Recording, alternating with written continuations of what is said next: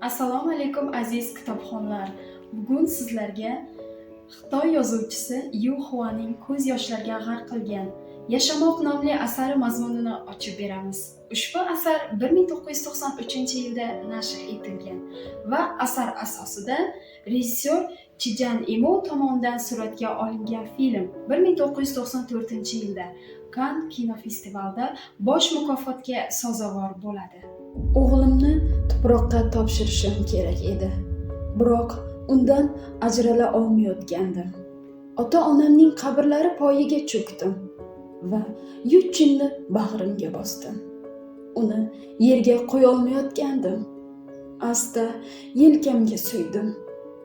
Yuzlari ham qotib qolgandi. Xuddi yelkamda bir parcha muz turgandek go'yo. Kechki shamol barglarini to'zg'itar. O'g'limning tanasi qirovdan nam bo'lib ulgurgan edi. Bugun ertalab maktabga ketayotgandagi holati ko'z oldimda shundoqqina turibdi.